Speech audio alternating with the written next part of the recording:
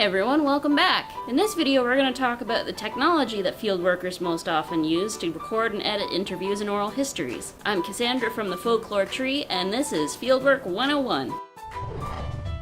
The most common device used for recording oral histories is, well, the voice recorder. They're pretty simple to use, but each kind might work slightly differently. Always read the instructions, and if you're borrowing a voice recorder, make sure to ask the owner to show you how it works so that you know exactly how to use it. For example, some recorders might require that you press the record button twice in order for it to start recording, while others don't. Or some recorders might only record for about 20 minutes at a time, and others might run as long as the battery or the memory card lasts. Make sure you practice with your recorder before you interview in order to test for all these sorts of things. And always try and keep an eye on the amount of time that you've been running for in order to help prevent your recording from getting accidentally cut off. Trust me, finding out that you've been interviewing for an hour but have only recorded 20 minutes is the absolute worst. Now, while voice recorders are the most commonly used devices, video recorders are pretty handy as well. Video recorders can be similarly used and outfitted like voice recorders with things like microphones for better audio pickup, but they have the additional advantage of being able to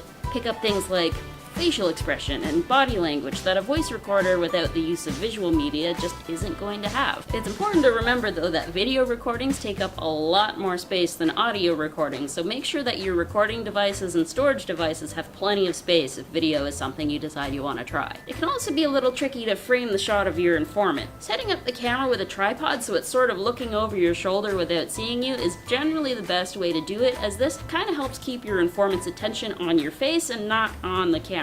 Like many audio recorders, some cameras really only run for about 20 minutes at a time, so remember to keep an eye on that. As I kind of touched on before, most audio and video recorders can be outfitted with a microphone for better sound pickup if that's something that you're interested in, but you probably won't absolutely need it unless you're working somewhere with a little bit more background noise or are interested in recording outside. The recorder's built-in mic should be just fine, but if sound quality is something that you're concerned about, you can always test with some headphones prior to recording your actual interview. You probably won't need to get your recorder very close to your informant's face either unless they talk really quietly. Just setting it on a table between you and your informant is usually the best approach. Now, unless you're planning to make like a radio show or a podcast or a YouTube video with your recording, you probably won't have to worry too much about editing. But if your recorder picked up a lot of background noise, you can use a program like Audacity to help filter some of that out and make it a little cleaner and easier to hear. Audacity is completely free to download, and they even have a list on their website of other open source software that can help you with things like video editing. If that's something that you think you might be interested in, there's links in the description, or you can ask your teacher for help finding them. Now, if you're doing fieldwork for a school project, you might be provided with the recording equipment that you'll need.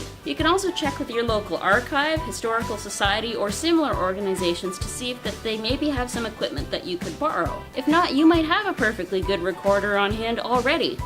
Your cell phone. Most phones these days already come with a perfectly good video camera or a voice recorder built in. Here's some other supplies that you're going to want to bring with you. Extra batteries or a charger for your recorder, extra memory storage like an SD card or a flash drive, an extra recorder if possible just in case one of them malfunctions, a notebook and pens or pencils, and finally your contact information. That way if your informant thinks of something else that they forgot about during your interview but wanted to add, then they can call you later. Make sure that you have their contact information too, because you might decide that you have some more questions you want to ask that you didn't think of at the time of the interview. So there you have it. That pretty much covers your basic supplies. Special thanks go to the Labrador Institute and the Labrador Historical Society for sponsoring this video, and stick around for the next video when I give you some tips and tricks to help make your interview go smoothly. Thanks again for watching, and I will see you all in the next one.